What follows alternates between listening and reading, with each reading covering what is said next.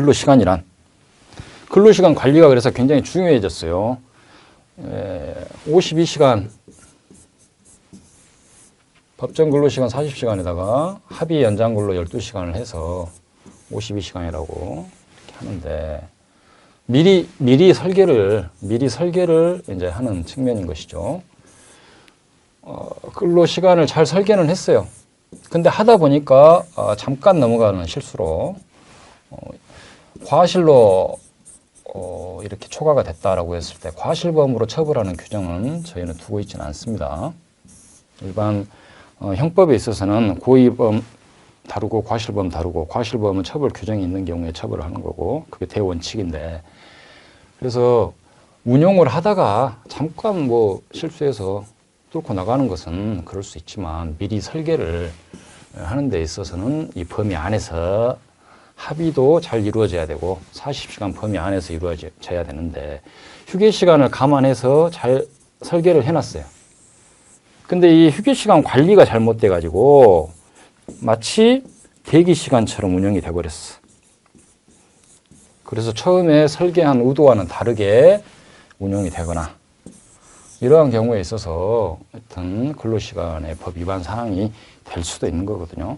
그리고 일반 사업장들 중에서 제조업이랄지 기본급은 적고 시간의 수당을 많이, 시간의 근무를 오히려 더 배보다 배꼽이 크게 많게 해가지고 그 총액은 상당히 이제 고임금으로 맞추는 그러한 업장들 같은 경우에 있어서 이제 상당히 불편한 현실이 됐죠.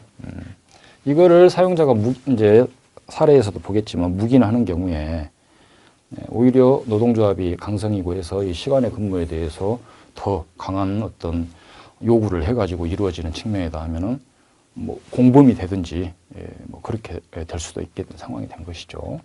어쨌거나 근로시간이란 근로자가 사용자의 지휘 감독 아래 종속되어 있는 시간을 말한다.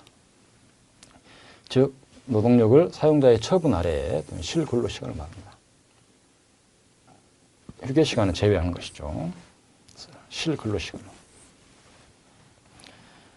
근로시간에 해당하는지 여부는 구체적 사실관계를 따져가지고 사례별로 판단해야 되고,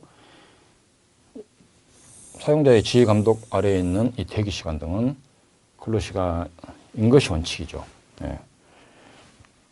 그래서 뭐 잠깐 업무 중간중간에 뭐 5분 쉰달지, 뭐 10분 쉰달지, 잠깐 담배 한 대 태고 온달지, 그건 어찌 보면은 그 다음 공정을 이제 투입하기 직전에 대기하는 시간으로 볼 수가 있는 것이죠. 이거는 휴게 시간이 아닌 것이다 라는 측면의 행정 해석도 이따가 이제 나옵니다.